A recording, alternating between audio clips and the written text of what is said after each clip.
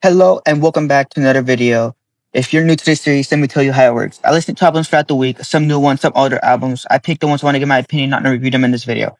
Remember, my opinions are mine and mine only. You may have a different opinion, so don't take anything I say too seriously. Or do, go ahead, I don't care. Anyways, let's head on to the first album of today's video. Heads up, I just want to say this. I was supposed to get this video recorded Saturday. I didn't. It's currently like an hour away, 2 hours away from the Super Bowl starting. So if this video seems very rushed, if I'm talking super fast, if the editing's trash, that is why I'm trying to get this done and over before the Super Bowl starts. So just giving you guys a heads up. Now let's head on to the first album for real. And the first album of today's video is Brat by Charli XCX. Backstory of the album. After renewing her contract with Atlantic Records, she started sharing snippets of new songs on her Instagram. Later, while at the event, she was joined on stage by Addison Rae and Julia Fox to remix one of her songs. Later on, the remix version with Addison Rae and produced by A.G. Cook was released online. After a while of teasing songs and doing stuff for pre-album rollout, she would eventually release a song by the name of 360 to hype up her upcoming album even more. After that, her album Brat finally dropped on June 7th of 2024. Review. And we made it to the Brat summer of 2024. Man, this album was great when it first dropped, and man, it still holds up amazingly now. The beats were all over the place, from poppy and loud to a calmer-ish beats, and you know what I mean by calm for Charli XCX. Not calm in the Alchemist calm, but calm in her own special way, which makes this album stand out. Vocals were also good in most of the songs, and I will admit that for some of the songs, vocals didn't hit as hard as they should have, Going back to this album was 2 years later since all of his hype with the new Charli XCX album around the corner. It's cool to see why it was so popular, but the real question now is, will she be able to get the same amount of hype as Brat, or will it be the first album of 2026 to disappoint? That's something we'll be finding out next week. Anyways, my standout songs are Symphony is a Knife, Talk Talk, Everything is Romantic, Apple, and 365. And up next is The Predator by Ice Cube. Backstory of this album. This album was inspired by police brutality and by the LA riots of 1992. Info found from Wikipedia. P.S. There's this amazing documentary of the LA riots on YouTube. I definitely recommend you give that a watch at any point in your life. The album is literally, the documentary is just called 1992 LA or something along those lines. An incredible documentary, one of the best documentaries I've ever seen. Anyways, let's head on to the review of this album. This album was good all around. This is my new all-time favorite album by Ice Cube. The album being based around the LA riots and police brutality fit perfectly in this album with the countless inserts he put in this album. The beats and production were also incredible, and I think some of the best I've heard so far by him. So whoever helped him produce this album, credit to you as well. Lyrics are also mostly on the better side. I will say that the lyrics on Gangsta's Fairy Tale 2 were not as good as part 1 of the song. Outside this one song, this album though was incredible, and the hour you will spend hearing this album will fly by if you're into old school rap or if you like Ice Cube. Definitely recommend this album for you if you are into West Side music. This is a staple in albums that you have to listen to if you're getting into West Coast music or if you like anything Ice Cube, old school rap related. My standout songs are When Will They Shoot Me and It Was a Good Day. Okay, and after that, we have Lethal Injection by Ice Cube. Backstory of the album. I wasn't able to find much about this album outside the fact that at the time of release, many people did not like this due to it feeling like he was panhandling more towards the gangster rap and steering away from what he was doing at the time in his earlier projects, which were a lot more loved. I also did see it mentioned that it has held up better over time now since its original release, but that was all I was able to find on this album online. Info from Wikipedia. Review. Bet. Let's get straight into this review. Overall, this album was great beat-wise for me. Most of the lyrics I didn't really like, or they just didn't go well with the beats. The song Bob Gun was a fun listen to me as it had a groovy beat to it, and it wasn't as gangster rapish as the other songs on this album. Also, the song Down for Whatever was also a better song from the project. It was a more calmer-ish song compared to the rest. And also, When I Go to Heaven was a perfect ending song from this project, as it was very toned down compared to the rest of the songs. And lastly, this album did not have any standout songs for me. After that, we have Who Taught You to Hate Yourself by McKinley Dixon.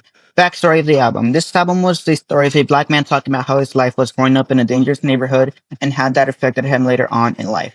Info found on rvamag.com. Review. This review will be on the shorter side. The story talking about the dangerous parts of growing up upon in a dangerous area can be heard and understood well in this album. The jazz beats to this album makes this album feel very comfortable to listen to in the background if you need some good background music too. The flow was also very nice and it didn't feel out of place at all. And once again, this was just another album that didn't have any standout songs for me. After that, we had the December tapes by Killa. Backstory of the album, I wasn't able to find anything about this album online. Review. This album had one main issue for me, and it was that it was too short. This album was incredible, and if you've never heard anything by Killa, I definitely recommend you start off with this album as it gives you the best example of the type of artist that he is. The beats throughout the album are incredible, and he definitely best uses the Afro type beats to make his hometown area known more. Vocals on most of the songs were amazing, especially from all the features that he had on this song. And all those songs that they were in, they made sure to show up and show out. Overall, this is a small artist who has it all he needs to make it big. The only thing he needs now is to get the reach and get the numbers up, and he will be amazing one day. Anyways, my standout songs are ooh. I look this might be in his what's it called in his native language. I don't know how to pronounce this, but it's Ufuna Shinji and Live It Up. Up next is Piss in the Wind by Joji. Backstory. After 3 years hiatus from releasing music, Joji would post a video of a billboard saying see you soon. With that, he would also drop a song by the name of Pixelated Kisses, and after a while, he would officially drop the album, name, and release date all the way back in October of 2025. Info found Wikipedia.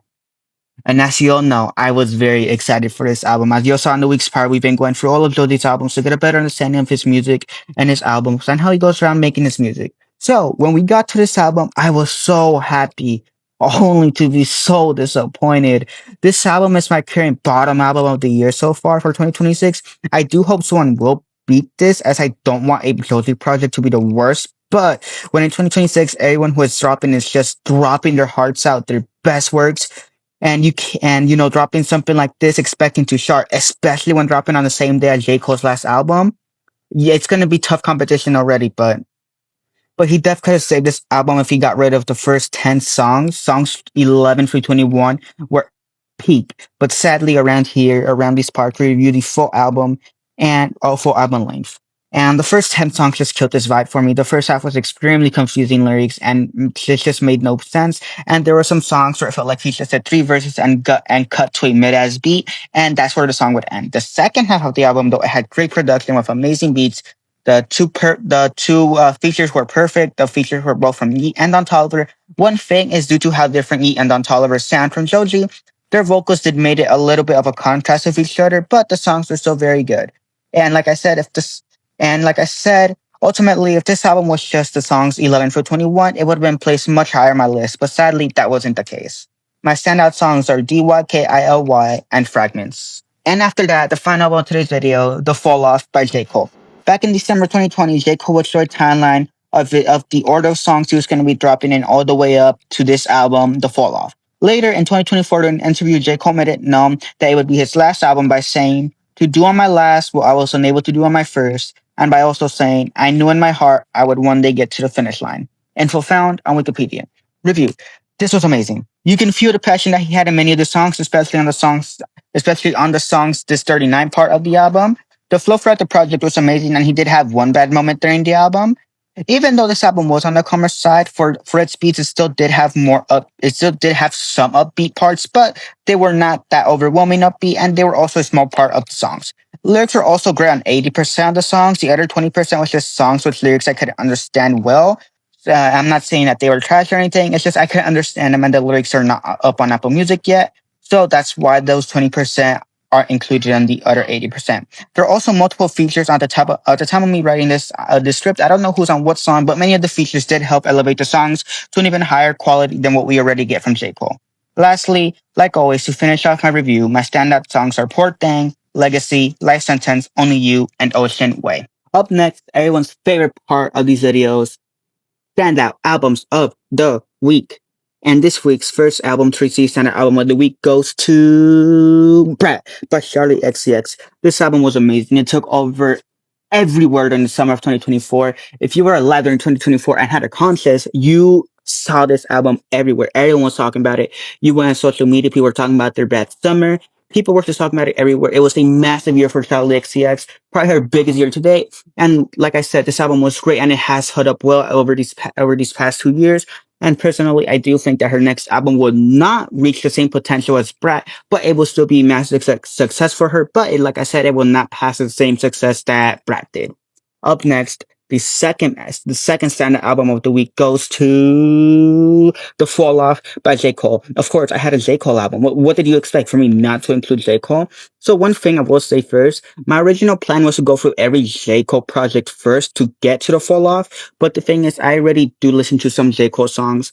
I already do know the type of stuff that we receive from him. And, like I said, me hearing some J. Cole songs, I also did really want to hear this album. So I did end up including it this week. It was a great album. Like I said, you can feel the raw passion he had in many of these songs. An incredible send-off album by him. Personally, I do hope that he is lying and releases something else. But if he doesn't, perfect end off to his career. An amazing album. All the features did amazing. They helped elevate the song. Personally, I do not think this is album of the year. It is in contention for album of the year, but I still do have A$AP Rocky's over this. But at the end of the day, this album was still great. If you are into J. Cole, or if you're not into J. Cole, you should really listen to this album. It was incredible. It was beautiful. And it was a masterpiece by him. And finally, my personal favorite part of these videos, it is yap time. See, it's little yap time. So I'm going to keep this short and sweet. You know what? Forget it. I still have a good amount of time before Super Bowl starts. I will say this. I am expecting Seattle to win this. And two, I think this is the fastest I've recorded it. I managed to keep it below 10 minutes. And this will be below 20 minutes, which my recent videos haven't really been. But that's good because it goes to show that, I'm goated. But I was, like I was saying, what you in this next week's videos, the next couple of weeks, you will be saying J. Cole albums. Like I said, that's my original plan, but I didn't want to wait. I was impatient, and luckily my impatience was worth it this one time because the album was very good. What else do I have to say? Oh my god, I had something on the top of my mind. Oh yeah, if this video did feel rushed, the editing was sloppy and all that, I apologize. Like I said, I was supposed to get this out last night, but I didn't finish listening to the albums until 4 a.m. And I was just shocked. I was not going to be able to record, edit, and do all of that. I think it would have been worse if I did that than rush it like I did today. But this goes to show that, hey, I'm that man's. It took me like 30 minutes to record this, right? It'll take me like another 10 minutes to make the thumbnail and upload it. But yeah, outside of that, there's nothing else for me to say. Album of the year wise, I do have it. My top 5 so far for 2026 are Don't Be Done by A$AP Rocky, The Fall Off by J. Cole, Octane by Don Toliver, Before I Forget by The Kid Laroi, and The Next Bus Stop by Music Man, excuse me. I will admit the Joji album was very disappointing. One of my friends told me listen to it 3 times, but I already listened to the album twice. I gave it to spin. I still didn't. It was very disappointing. I was very disappointed by this album. I was expecting a lot better, but it really didn't stand up. But for many people who I do know that are into Joji, they really did like this album. So maybe, I don't know. For a lot of people that I know did enjoy it, I really didn't enjoy it. There wasn't much. I gave it 3 spins. Usually I give albums 2 spins, so it got an extra spin, but it still didn't make it. It still didn't improve. And I'm trying to think if there's anything else. No, not really. That's it for Yap Time. Seahawks, please win tonight. The Bad Bunny halftime show is about to be amazing. And yeah, thank you guys so much for watching. Damn, I recorded a 30-minute clip for no reason. God damn. Thank you guys so much for watching. Please make sure to like, subscribe, comment, do whatever. And I'll see you guys next week, hopefully in not such a rush fashion. All right, get out of here.